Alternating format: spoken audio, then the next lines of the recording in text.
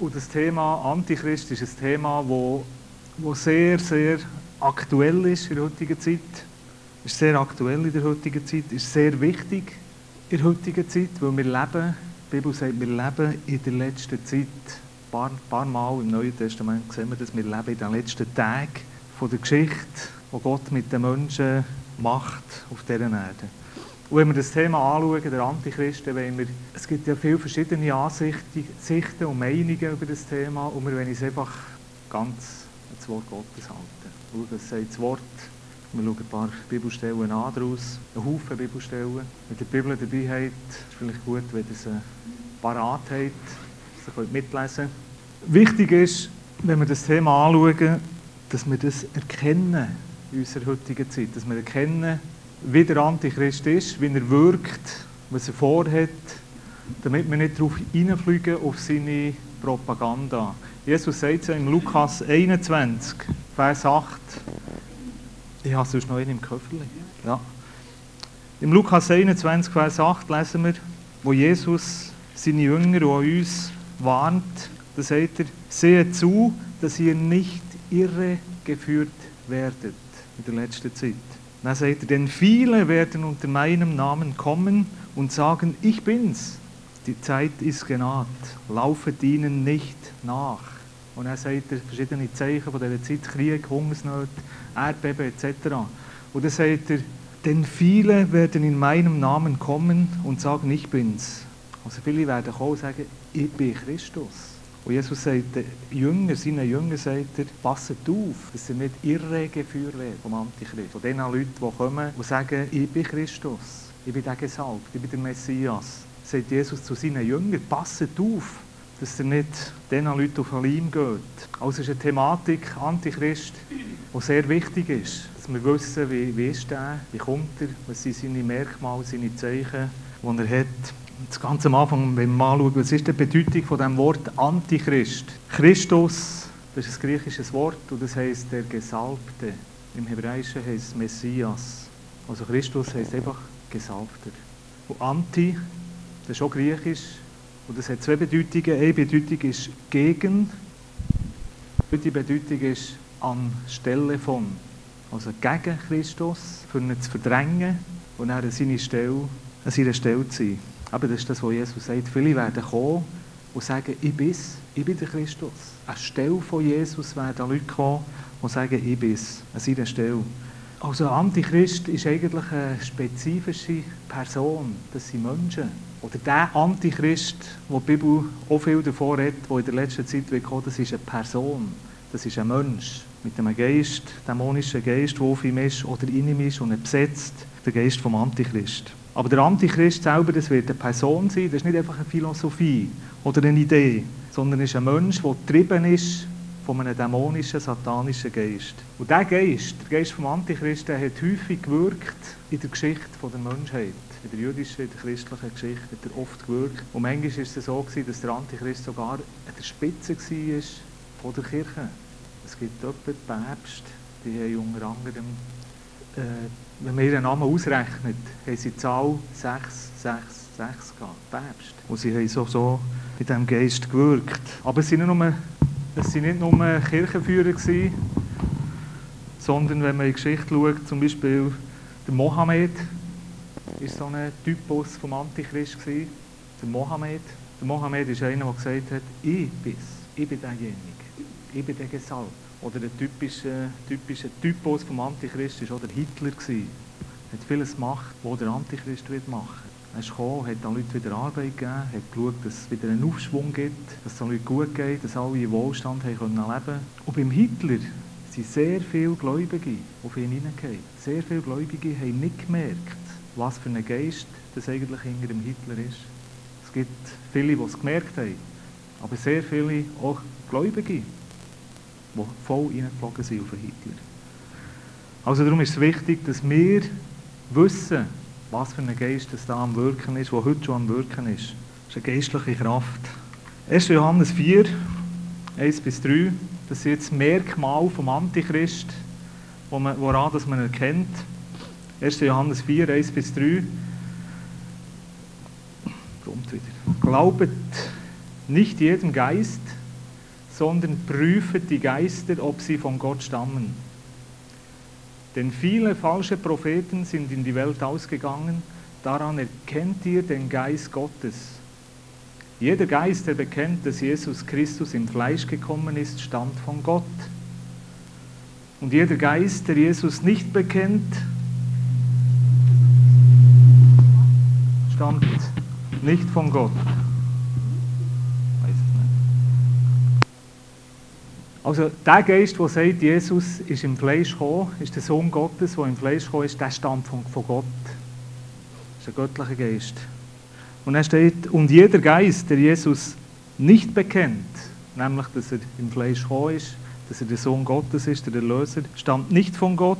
Und das ist der Geist des Antichrists, von dessen baldigen Kommen ihr gehört habt. Und jetzt ist er schon in der Welt. Also der Geist vom Antichrist, damals, wo der Johannes den Brief geschrieben hat, sagt er, der Geist ist schon in der Welt. Der Geist ist schon am Wirken. Und das ist der Geist erkennbar, dass er sagt, Jesus ist nicht im Fleisch gekommen. Das heisst, Jesus ist nicht gezeugt von Gott als Mensch auf dieser Erde gewesen.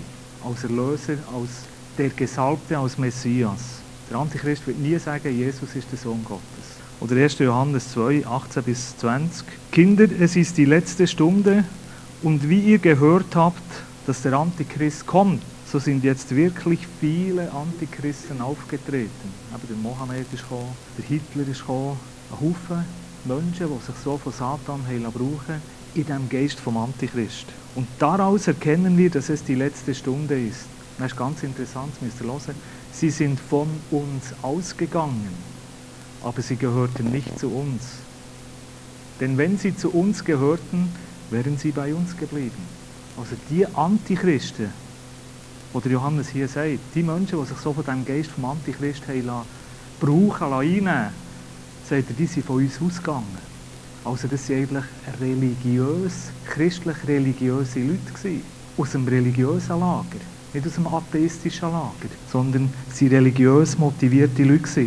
Also das heisst zum Beispiel, der Antichrist könnte aus religiös-christlichen Kreisen kommen. Und die Bibel sagt auch, er wird Wunder tun. Der Antichrist wird Wunder tun. Und viele Menschen meinen ja, wer Wunder tut, ist von Gott. Aber der Antichrist hat seine Kraft eben nicht von Gott, sondern von Satan, von dem Geist vom Antichrist. Wenn man sieht, er leugnet den Vater und er leugnet den Sohn. Es steht hier im 1. Johannes 2, Vers 22. Wer ist der Lügner, wenn nicht der, welcher leugnet, dass Jesus der Christus ist? Das ist der Lügner. Und Satan ist ja der Vater von Lüge, hat Jesus gesagt. Der leugnet, dass Jesus der Gesalbte ist, der Erlöser ist, der Weg zu Gott ist. Und dann sagt er hier, das ist der Antichrist, der den Vater und den Sohn leugnet. Also der Antichrist tut nicht grundsätzlich einfach die Existenz von einem Gott leugnen. Das macht er nicht. Aber er leugnet, dass es einen Vater gibt, oder es einen Sohn gibt. Wenn man zum Beispiel den Islam anschaut. Im Islam gibt es einen Gott, aber es gibt nicht einen Gott, der ein Vater ist. Und wenn man mit Moslems redet und sagt, Gott hat einen Sohn, versteht das überhaupt nicht. Die sagen, das gibt es nicht, Gott hat keinen Sohn. Und der Islam ist so ein Typus eben vom Mohammed abstammend, vom Antichrist, wo der Geist vom Antichrist wirkt. Beim Islam gibt es keinen Vater und keinen Sohn. Aber der Islam leugnet nicht Gott als solches, aber der biblische Gott leugnet er. Der Schöpfergott. Im Islam ist Jesus ein Prophet. Aber er hat lange nicht den Status, den Wert wie der Mohammed. Und das ist ein wichtiges Merkmal vom Antichrist. Er leugnet Jesus, dass Jesus der Sohn Gottes ist. Dass Jesus von Gott zeugt, als Mensch auf dieser Erde gelebt hat, als Erlöser. Das erste Wirken vom Antichrist, das hätte erst sein, nachdem Jesus auf dieser Welt war. Vorher war es nicht ein Antichrist, sondern es war einfach antigöttlich. Aber das erste Wirken vom Antichrist in der Geschichte der Menschheit, das sehen wir beim Pilatus. Der Pilatus hat Menschen gefragt, Juden gefragt, wer wollt ihr? Wollt ihr Jesus oder den Barabbas? Und das Volk hat gesagt, wir wollen den Barabbas anstelle, im Griechischen, anstelle von Jesus. Da hat der Geist vom Antichrist gewirkt. Und interessant ist auch hier wieder, das ist nicht im Heidentum geschehen, sondern das ist bei den religiösen Leuten passiert, bei den damaligen Gläubigen. Der Geist vom Antichrist kann sich also nur dort manifestieren, wo Jesus bekannt ist, wo Christus bekannt ist. Der Name sagt es ja schon, Antichrist. Und der Antichrist ist Satans letzte Möglichkeit, die letzte Waffe, die er einsetzen will, für den Plan Gottes zu verhindern. Aber es wird ihm nicht gelingen. Er hat keine Chance. Chancenlos. Aber der Geist vom Antichrist ist am Wirken. Und den sehen wir heute auf der ganzen Erde, sehen wir den am Wirken, sehen wir, wie er scheinbar erfolgreich ist. Und der Paulus im 2. Thessaloniker 2, 1-3, oder das ganze Kapitel 2 am Anfang, der Retter vom Antichrist. Und dann warnt er die Gläubigen und tut sie darauf vorbereiten, auf das Kommen vom Antichrist. 2. Thessaloniker 2, 1-3, da gibt er auch eine klare zeitliche Abfolge, wenn der Antichrist kommt und wenn Jesus in seiner Herrlichkeit kommt. Wir bitten euch aber, ihr Brüder, steht eigentlich im Grundtext, ihr Geschwister, nicht nur Brüder an, sondern auch Schwestern, in Bezug auf die Wiederkunft unseres Herrn Jesus Christus und unsere Vereinigung mit ihm, dass ihr euch nicht so schnell von der Besonnenheit abbringen und in Aufregung oder Schrecken versetzen lasst. Ist das nicht schön? Also wir sollen besonnen bleiben und uns nicht so schnell in Aufregung bringen. Das, was wir in den Medien hören. Weder durch einen Geist, noch durch ein angeblich von uns kommendes Wort oder einen solchen Brief, als ob der Tag des Herrn unmittelbar bevorstände. Also der Paulus sagt, der Tag des Herrn ist nicht so nach. Warum nicht? Er sagt es nicht. Niemand soll euch auf irgendeine Weise betrügen, denn wenn nicht zuerst der Abfall gekommen ist, der Abfall, das griechische Wort Apostasia, und das ist eigentlich ein religiöser Ausdruck. Der wird nur im religiösen Bereich gebraucht. Und das bedeutet Ablehnung von offenbarter, göttlicher Wahrheit. Der Abfall.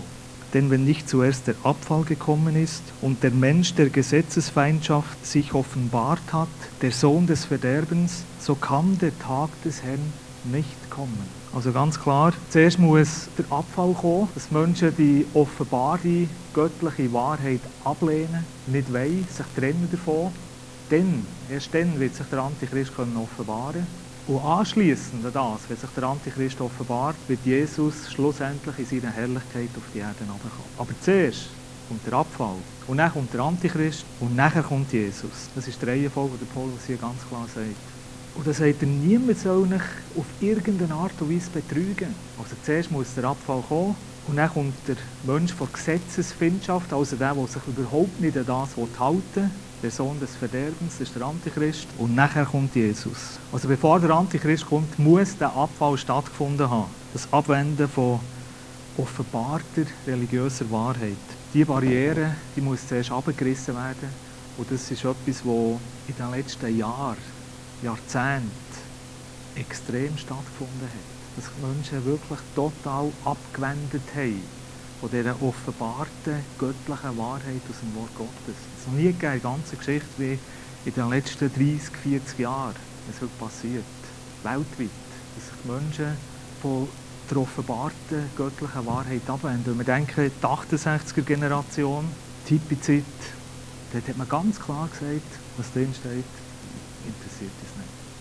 Wollen wir nicht, machen wir nicht. Wir leben so, wie wir wollen. Das war die 68er-Generation, dann der Esoterik-Boom. Und heute sagt man, ja, wir leben in der nachchristlichen Zeit. Wir leben nicht in der christlichen Zeit, sondern in der nachchristlichen Zeit. Heute. Schau mal in deiner Firma um, wie viele Christen es dort schaffen. Du bist der Einzige. Also bei uns, dort, wo wir nicht arbeiten, sind 100 Leute und wir sind zu zweit, die wirklich Christen sind. Wir leben mit in diesem Abfall. Wir sind mit drin, in dieser Zeit. Und in der heutigen Zeit tun viele kirchliche Leiter grundlegende Wahrheiten der Bibel ablehnen, verleugnen. Viele kirchliche Leiter sagen, das Märchenbuch, das ist einfach schöne Geschichten, die haben vielleicht noch psychologischen Wert, aber mehr denn nicht. Und sie lehnen das ab, sie lehnen den Anspruch Jesu ab, dass er der einzige Weg ist zu Gott. Sie lehnen die Wunder ab, die beschrieben sind, sie lehnen die Auferstehung ab, etc. Und das hat in diesem Ausmaß erst in den letzten paar Jahren stattgefunden. Und das ist Satans Strategie. Das ist der Weg, den er braucht, für das Auftreten vom Antichrist vorzubereiten.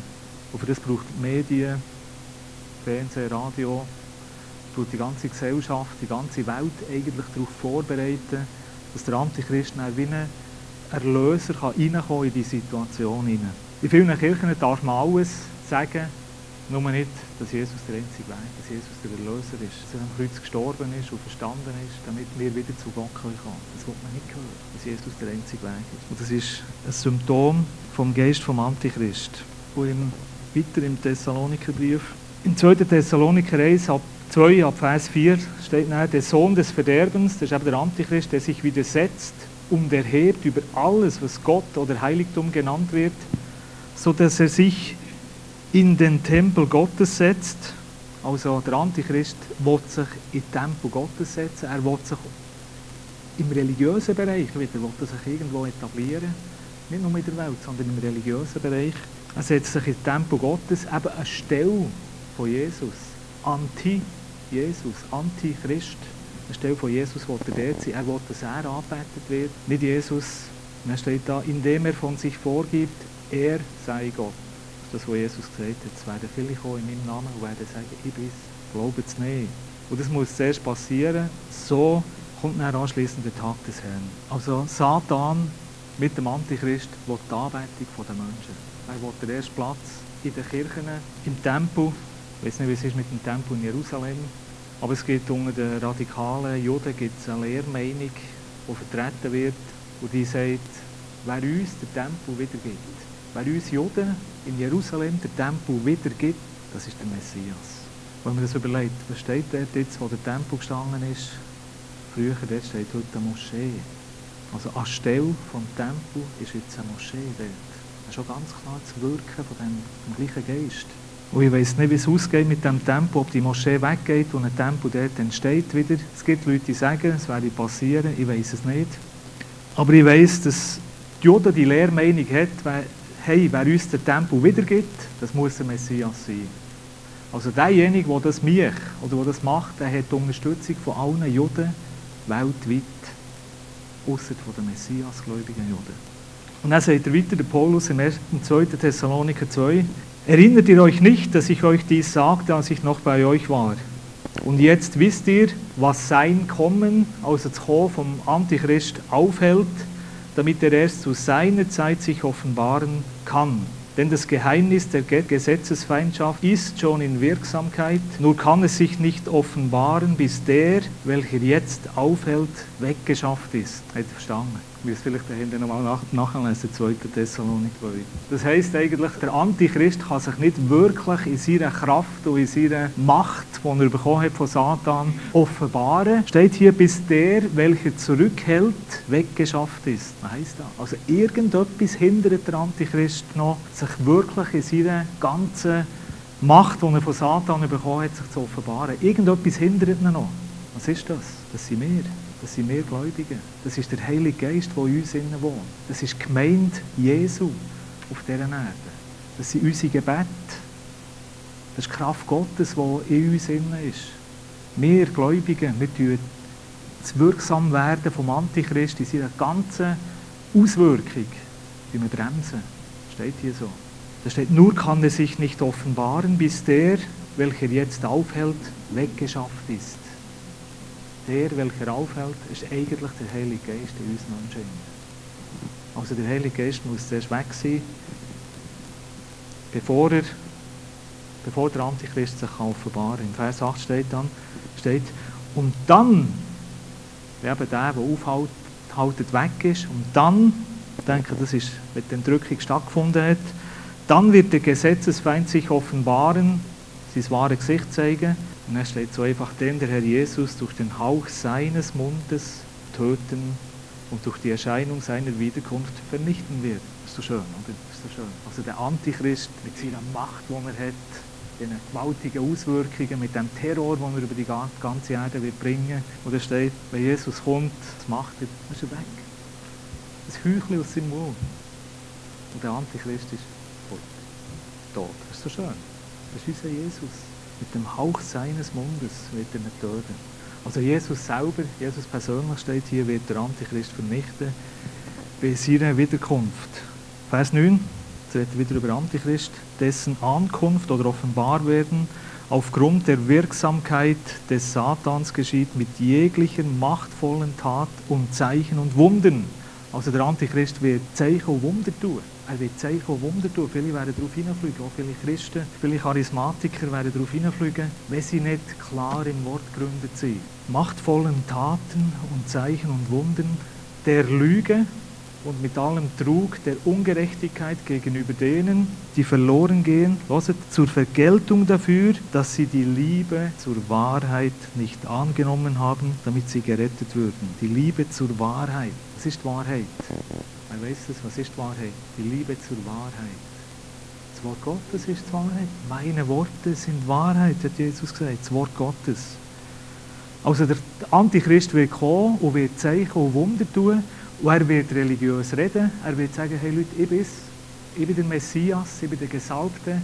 Allerdings mit dem Anti dran, aber das wird er nicht sagen. Und viele werden darauf hineinfliegen, weil er Zeichen und Wunder wird tun. Und das sind viele Gläubige in Gefahr. Der einzige Weg, die Wahrheit zu erkennen, der einzige Weg, nicht verführt zu werden, ist die Wahrheit Gottes. Wir müssen gegründet sein im Wort Gottes. Du musst gegründet sein im Wort Gottes. Wenn du nicht genau weißt, was drin steht, sind wir in Gefahr, dass wir verführt werden. Liebe zur Wahrheit, Liebe zum Wort Gottes, das bedeutet, mehr Zeit mit dem Wort Gottes verbringen, als vor dem Fernsehen, als im Internet, als mit Fun etc. Das bedeutet, dass wir vielleicht Prioritäten richtig müssen setzen müssen, dass wir Prioritäten müssen ändern. Also der einzige Weg, wenn wir da durchkommen, ist die Liebe zur Wahrheit.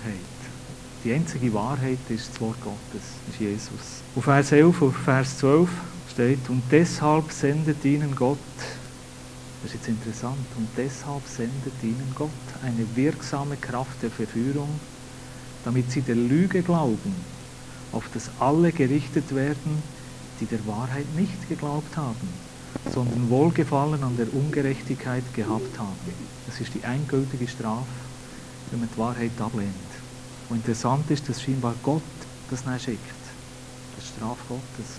Seine Zulassung für die Menschen, die die Wahrheit definitiv abgelehnt haben. Die endgültige Strafe. Und es gibt nur einen Schutz.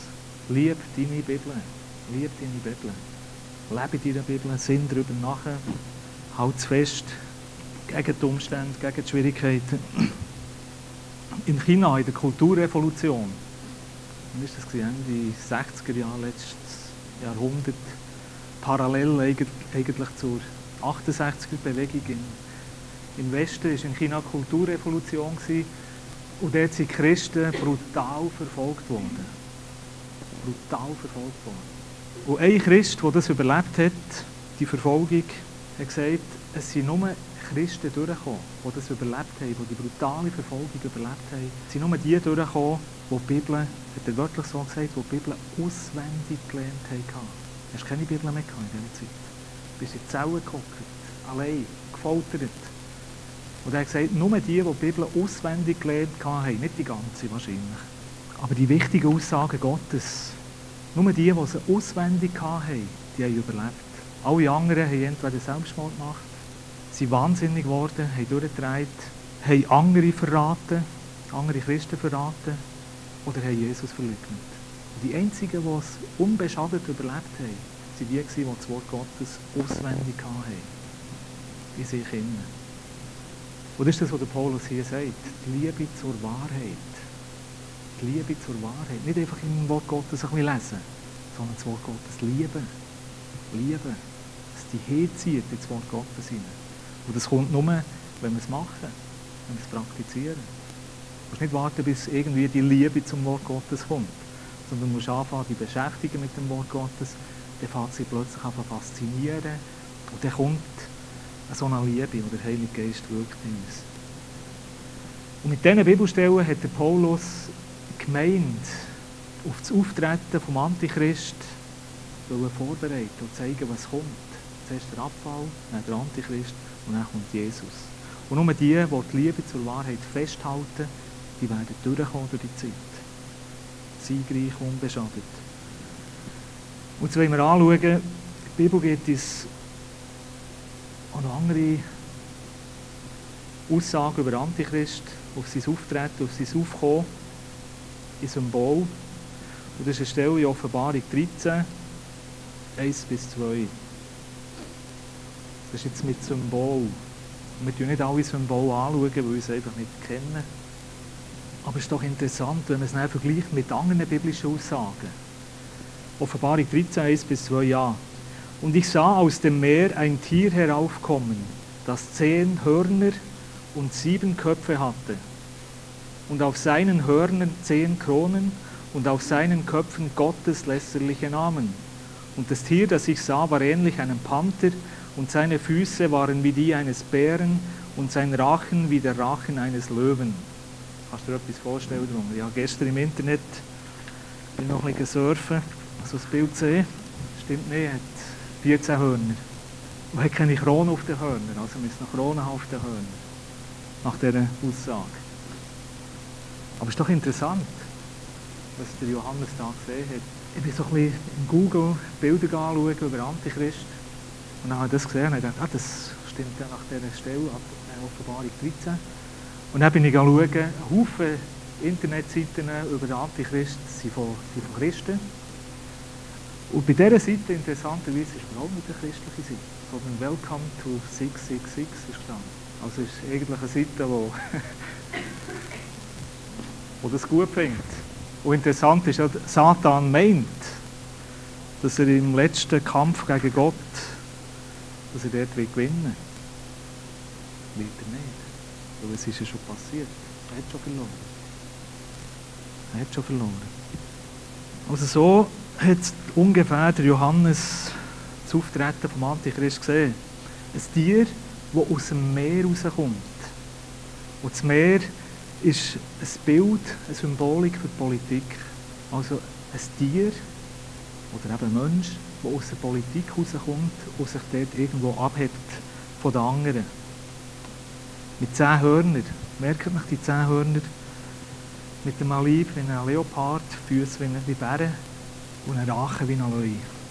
Das ist das Bild. Und dann im Vers 2b, Offenbarung 13, und der Drache gab ihm seine Kraft und seinen Thron und seine Macht und große Macht. Der Drache ist ein Bild für Satan persönlich. Und der Antichrist bekommt von Satan bekommt die Kraft, bekommt den Thron Satans, bekommt sein Thron, steht da. Gab ihm seinen Thron und grosse Macht, grosse Autorität. Aber nicht göttliche.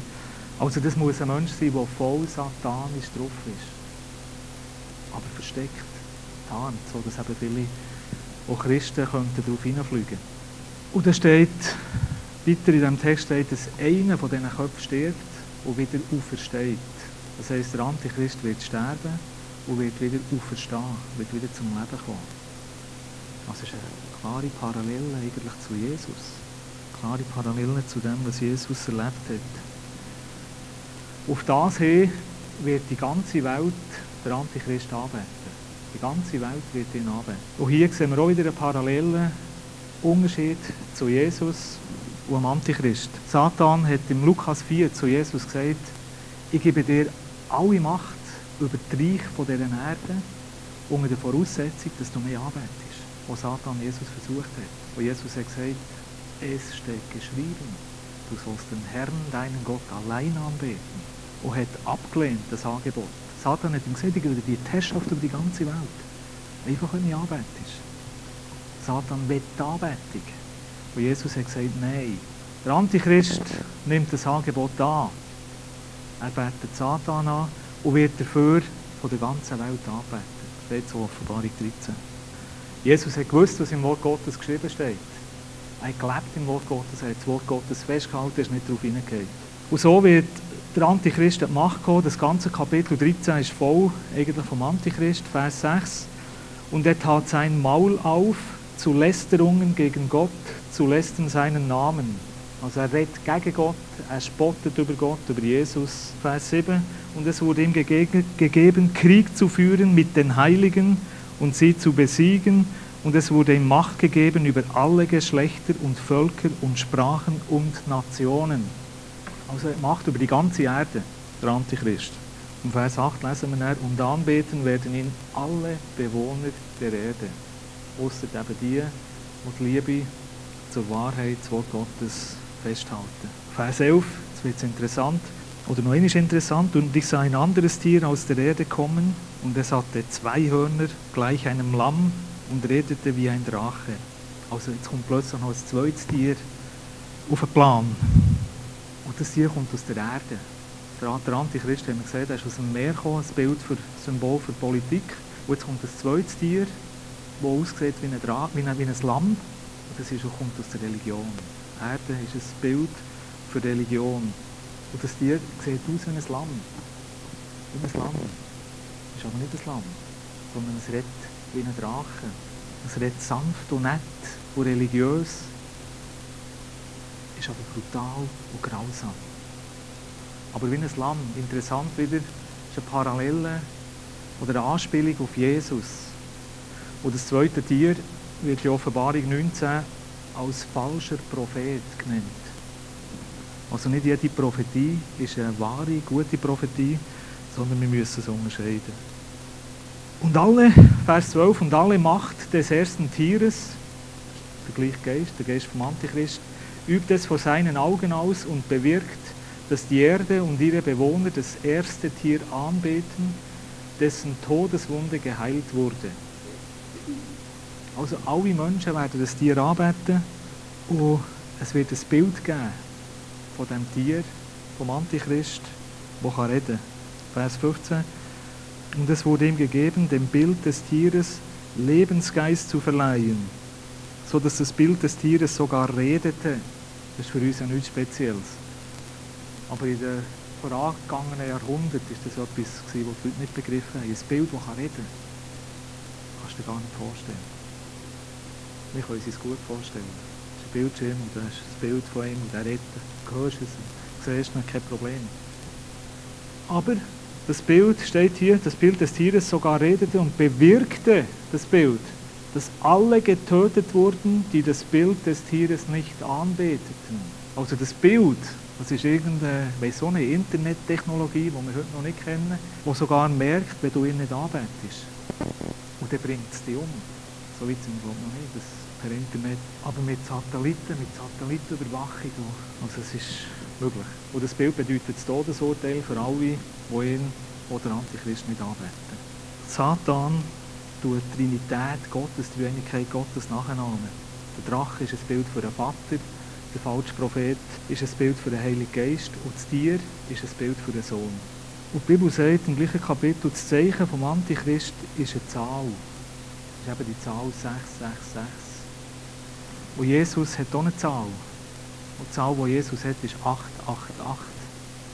Also jeder Name im Hebräischen oder im Griechischen hat eine Zahlenbedeutung.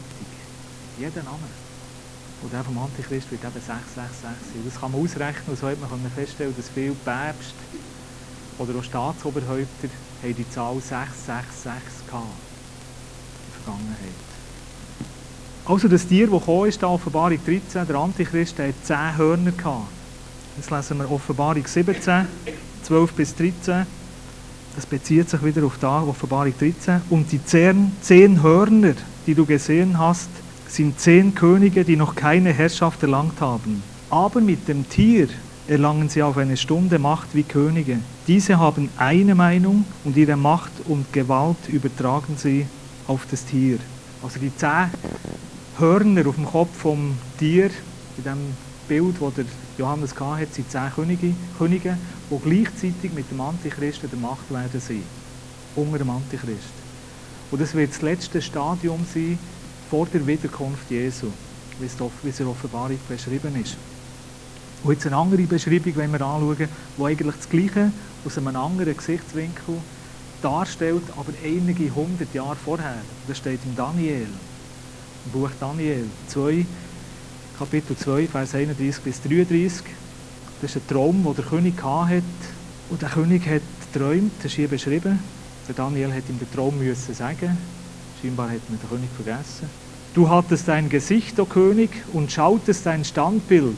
Dieses Bild war überaus groß und sein Glanz außerordentlich. Es stand vor dir und sein Anblick war furchtbar. Das Haupt dieses Bildes war von gediegenem Golde, seine Brust und seine Arme von Silber, sein Bauch und seine Lenden von Erz, seine Schenkel von Eisen, seine Füße aber teils von Eisen, teils von Ton. Du schautest hin, bis ein Stein ohne Zutun von Menschenhand vom Berge losbrach, auf die eisernen und tönernen Füße des Bildes aufschlug und sie zermalmte. Also ein Standbild, das der König gesehen hat. Und das hat auch eine Bedeutung. Das war nicht einfach ein schöner Traum von einem schönen Standbild, sondern es hat eine geschichtliche Bedeutung. Und der Kopf aus Gold, das ist ein Sinnbild für Babylon. Brust und Arme aus Silber, einerseits Medien, andererseits Persien, Medo-Persien. Und der Bauch und die Lenden aus Bronze, das ist geschichtlich das griechische Imperium, Griechenland mit Seitenlänge. Griechenland unter dem Alexander dem Großen, also Bauch und Lenden aus Bronze, ist das griechische Imperium unter dem Alexander. Und nach dem Bauch, nach den Lenden, kommt eine Zweiteilung von diesem Bild. Das linke Bein, das rechte Bein. Und das ist nicht zufällig, sondern es hat auch eine Bedeutung. Bein aus Eisen, das ist ein Bild für das Römische Reich. Das Römische Weltreich, das es gegeben hat. Und das war gespalten in zwei Teile. Das war Westrom, das eine Bein, mit Rom als Hauptstadt. Und auch das Oströmische Reich mit Byzanz als Hauptstadt. Das ist alles geschichtlich geschehen nach dem Traum. Also es war zwei Teile. Einerseits Rom, das Weströmische Reich, andererseits das Oströmische Reich. Und das ist wichtig, dass man das weiss, weil wenn das Römische Weltreich wieder hergestellt werden soll, wie es in der Offenbarung beschrieben ist, müssen beide Teile zusammenkommen. Das linke und das rechte Bein müssen wieder sichtbar werden, müssen wieder vorkommen. Also das damalige Römische Reich muss geografisch wieder hergestellt werden, bevor der Antichrist sich so etablieren kann. Also Europa allein kann es nicht sein. Also wir ziehen jetzt den Kreis immer enger ziehen, bis wir näher in Arbon sind. Byzanz, irgendwo im Osten. Ist es Konstantinopel? Ich glaube, es ist Konstantinopel. Also das Römische Reich muss geografisch wieder hergestellt werden in diesen geografischen Grenzen. Und oft hat man ja gesagt, Europa ist so das Gebiet vom Antichrist, hat da verschiedene Thesen und Theorien gegeben, vom Club of Rome oder von der EU. Damals noch EG hat man gesagt, das sind die 10 Staaten, aber mittlerweile sind es viel mehr als 10. Kann es auch nicht sein. Aber es kann gar nicht Europa sein, weil Europa wäre ja nur ein Bein mit 10 Zechen in diesem Fall. Das kann es nicht sein. Und die Füße, die der König da gesehen hat, sind teils aus Eisen und teils aus Ton. Und das ist das letzte Stadium des heidnischen Weltreichs. Das ist das Reich, das Jesus nachher bei seiner Wiederkunft wird zermalmen. Und die Füße haben 10 Zechen und die stellen wieder die 10 Könige dar, oder die 10 Hörner aus Offenbarung 17 und Offenbarung 13. Und beides stellt das Ende, das letzte Stadium der heidnischen Weltmächte dar. Und wir nach der Offenbarung erwarten eigentlich das Wiedererstehen, das geografische Wiedererstehen vom Römischen Reich. Und für das müssen beide Beine sichtbar werden, geografisch, also das Römische Reich mit beiden Teilen, Ost und West, Rom mit 10 Zechen. Das schauen wir dann an, was das sind. Es kann also nicht nur Europa sein, sondern es muss auch ein östlicher Bereich sein, nach der biblischen Vorhersage. Europa ist wichtig, gehört dazu, ist aber nicht das Zentrum, sondern das Zentrum muss irgendwo im Nahen Osten sein. Jetzt wollen wir anschauen, was bedeuten die Zechen an diesen Füßen. Was für eine Bedeutung haben die? Ein Bein, ein Fuß hat es immer 5. Also im europäischen Bereich gibt es 5 Zechen und da schauen wir die Bedeutung nicht an. Aber im östlichen Bereich, im Ostbein, im Nahen Osten, was die 5 Zechen könnten bedeuten.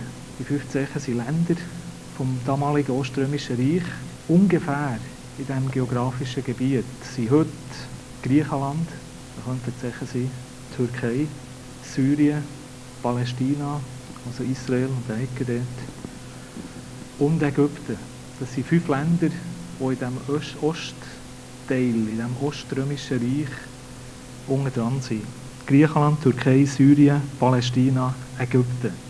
Und wenn man jetzt schaut, wenn man die Länder vereinigen will, Griechenland, Türkei, Ägypten, Palästina, das ist fast unmöglich. Aufgrund der unterschiedlichen Religionen, die in diesen Ländern sind, ist es praktisch unmöglich, die Länder zu einer Einheit zu führen. Es gibt nur eine einzige Möglichkeit, dass eine Einheit entsteht in diesen Ländern, und das wäre eine Weltreligion. Sonst ist es unmöglich. Eine Weltreligion, wo der Islam drin ist, wo der Katholizismus drin ist, mit Orthodoxen oder Protestantismus drin ist. Eine Weltreligion. Wenn man schaut, der Nahe Osten, Israel ist ja eigentlich das Zentrum der monotheistischen Religion. Israel ist das Zentrum vom Christentum. Israel ist das Zentrum vom Judentum. Und ist eigentlich auch das Zentrum vom Islam. Eines der Zentren vom Islam. Der Islam hat Jerusalem auch als eine der wichtigsten Städte wollen, ich weiß nicht, ob sie mittlerweile haben, reinnehmen. Und das ist alles dort in dieser Ecke, vom Oströmischen Reich und Palästina. Die 3 grossen Hauptreligionen und daneben noch viele andere Religionen sind auch dort angesiedelt, zum Beispiel der Weltsitz der Bahai, das ist auch in Israel.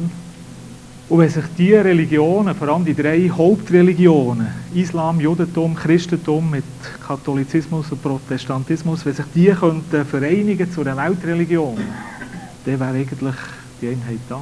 Nur gibt es noch ein Problem, und das ist Jesus. Jesus stört einfach im Programm, in dieser Kirche. Also man muss irgendwie den Jesus loswerden.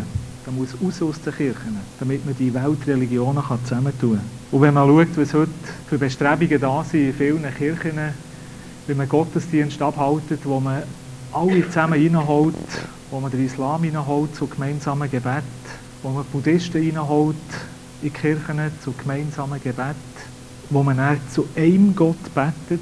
Wir haben gesehen, der Antichrist leugnet nicht grundsätzlich die Existenz Gottes, aber er leugnet die Existenz vom Gott von der Bibel und von Jesus.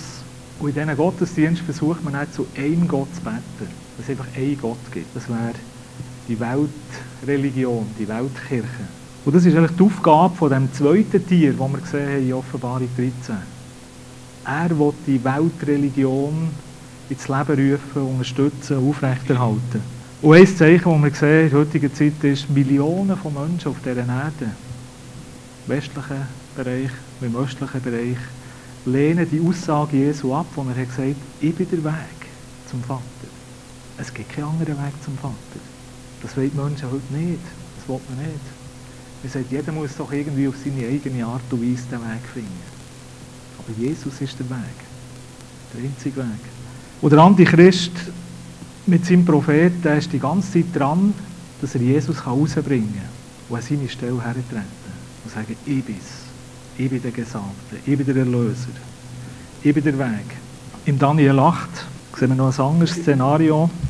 Das ist eine Beschreibung von einem Kampf zwischen einem Widder und einem Geißbock. Das ist nicht einfach, weil sich der Daniel mit diesen Tieren auskennt hat, sondern das ist schon ein Bild, das er gesehen hat.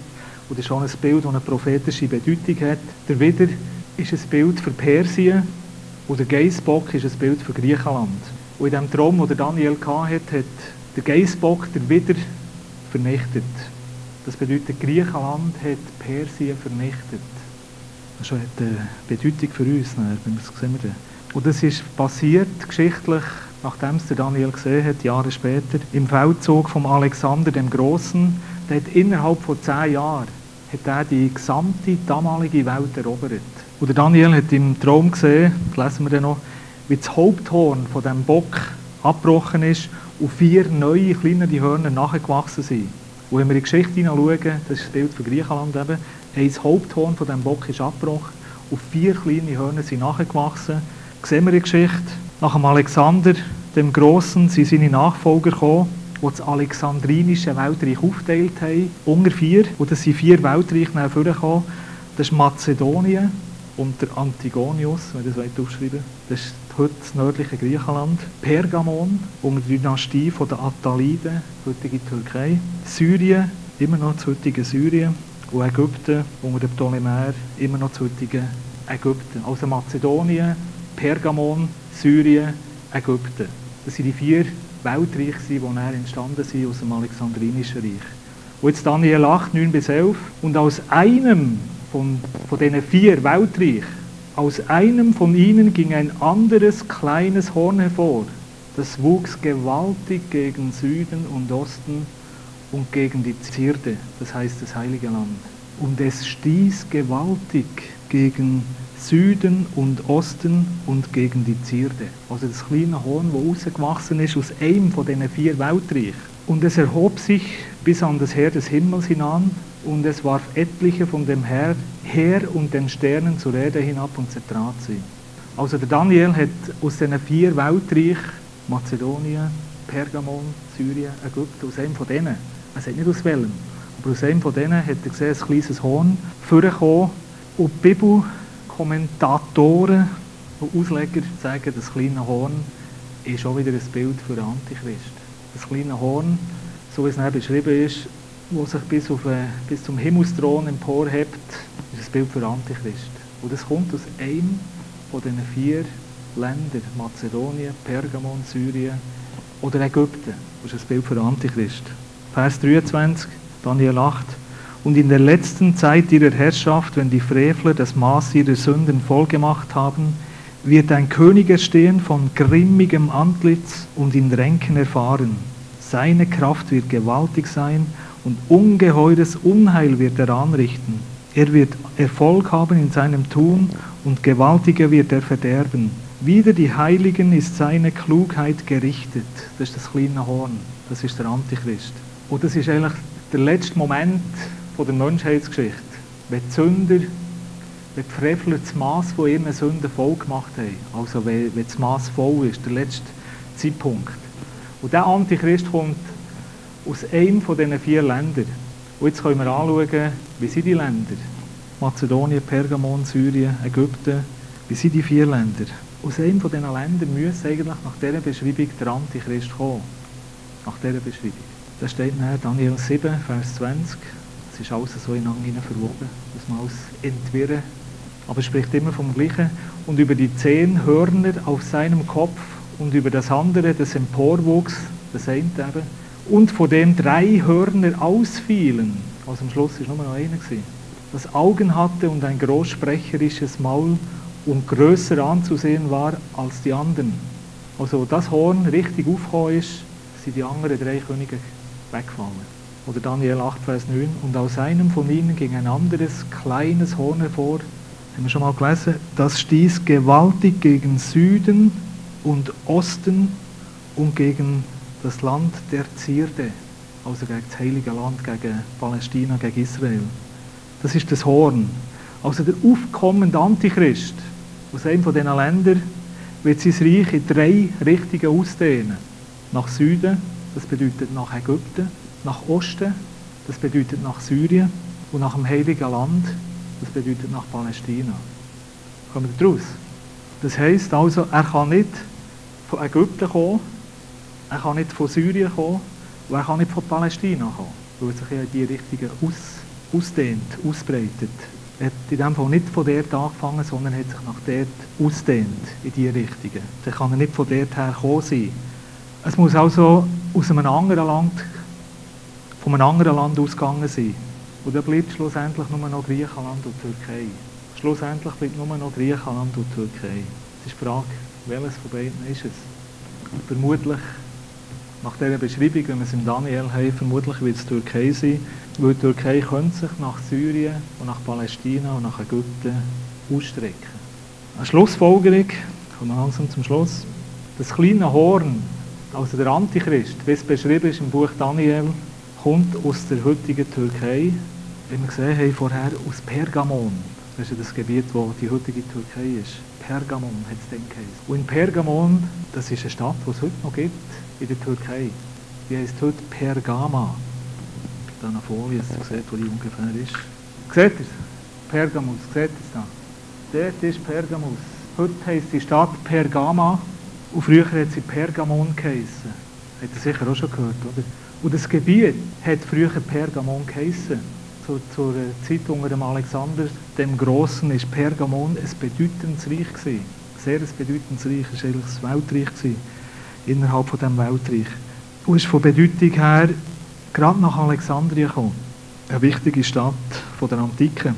Es hat dort eine gewaltige Bibliothek gegeben, Theater hat es gegeben, ein grosses, umfassendes kulturelles Leben. Und es war das Zentrum von der Anbetung vom Zeus oder Zeus-Altar, sehr berühmter Zeus-Altar, den gibt es heute noch. Der steht heute aber nicht im Pergamon, sondern der steht heute im Pergamon-Museum in Berlin. Den gibt es, den könnt ihr anschauen. Den mal anschauen. Das ist gewaltig, riesig. Und der ist dann in diesem Pergamon gestanden. Heutige Pergamon. Und Pergamon war ein Zentrum der Kaiseranbetung in der Antike. Das ist dann oft praktiziert worden. In der Antike hat man den Zeus angebetet oder Kaiser. Pergamon ist also eigentlich vom geistlichen Hintergrund ist es schon vorbereitet. Pergamon ist schon parat eigentlich vom geistlichen Bereich her. Und so wäre eine Schlussfolgerung, dass der Antichrist von Pergamon kommt. Nach denen, wenn wir es so auslegen, wenn wir diese Bibelstellen so auslegen. Und jetzt zum Schluss noch 2 biblische Statements, die das eigentlich unterstützen würden. Offenbarung 2,13, das Sendschreiben, das der Rolf schon angesagt hat. Offenbarung 2, Vers 13. Das ist das Sendschreiben, interessanterweise an die Gemeinde in Pergamon. An die Gemeinde in Pergamon. Also trotz allem hat es dort eine Gemeinde gegeben, hat es dort Gläubige gegeben. Und dann sagt er, ich weiß, wo du wohnst, wo der Thron Satans ist. Ich weiß, wo du wohnst, wo der Thron Satans ist. Also nach dieser biblischen Aussage ist der Thron Satans in Pergamon. Oder? Stimmt. Hat Gott gesagt zu der Gemeinde in Pergamon, ich weiß, wo du wohnst, wo der Thron Satans ist. Und wenn wir noch einmal Offenbarung 13, Vers 2 anschauen, was wir vorher auch schon mal gelesen haben, dort steht, und das Tier, das ich sah, also der Antichrist, war ähnlich einem Panther und seine Füße waren wie die eines Bären und seine Rache wie der Rache eines Löwen. Also, und der Drache gab ihm seine Kraft und seinen Thron und große Macht. Also das Tier, ein Bild für Antichrist, hat vom Drachen, von Satan selber, den Thron bekommen. Den Thron Satans bekommen. Der Antichrist. Offenbarung 2,13 steht, sagt Gott, ich weiß, wo du wohnst, steht, wo der Thron Satans ist. In Pergamon. Er sagt es der Gemeinde von Pergamon. Also wäre die Schlussfolgerung eigentlich naheliegend, dass der Antichrist nach dieser Auslegung aus der heutigen Türkei kommt. Könnt ihr das nachvollziehen? Das war ein langer Anmarschweg jetzt daher. Aber es wäre eigentlich so gesehen, wäre es schlüssig. Und was sehr, sehr interessant ist, was uns hat aufhorchen, wo wir gehört haben, dass die Türkei in die Europäische Union eintreten will. Dass da Bestrebungen in Gang sind, dass die Türkei dazukommt. Und mit der Türkei, die Türkei ist ja ein Land, das überall her eigentlich positive Beziehungen hat. Die Türkei hat ein militärisches Bündnis mit Israel. Doch interessant. Ein islamisches Land hat ein militärisches Bündnis mit Juden. Ja, sowieso, ja. Türkei. Also die Türkei hat eine Bedeutung in der heutigen Zeit. Und darum denke ich, mit allem, was politisch läuft, ist das sehr interessant, ist es sehr spannend. Ich denke, wir sind auf dem Weg dazu her, dass der Antichrist nicht mehr weit weg ist. Und wichtig für uns in unserer Zeit ist, für dich und für mich, ist, dass wir den Geist vom Antichristen kennen. Dass wir wissen, wie er sich äußert. Dass wir nicht darauf hineinfliegen. Und wir Gläubigen nicht. Wie es Jesus gesagt hat, Lukas 21, Vers 8, passet auf, dass ihr nicht irregeführt werdet. Passet auf. Und die einzige Möglichkeit, der einzige Weg, dass wir nicht in die Irre geführt werden, ist die Liebe zum Wort Gottes. Die Liebe zum Wort Gottes. Wenn du nicht weißt, was Gott sagt, wenn du nicht weißt, was der Plan Gottes ist, wie willst du diesen Beeinflussungen aus den Medien widerstehen? Du kannst dem nichts entgegensetzen. Du kannst dem nichts entgegensetzen. Du musst gegründet sein im Wort Gottes. Du musst wissen, was Gott sagt. Damit du wie Jesus kannst sagen, es steht geschrieben. Ich fliege nicht rein. Ich durchschaue es. Auch wenn er kommt und sehr schön und religiös und gut und richtig redet vor der Gründung auch wenn er sehr gute Sachen macht, hat Hitler am Anfang auch gemacht, sehr positiv, dass wir eben nicht reinfliegen. Dass wir nicht reinfliegen. Und der einzige Weg, dass wir nicht reinfliegen, ist, lieb die Wahrheit. Wie es der Paulus der Thessaloniker gesagt hat. Lieb die Wahrheit.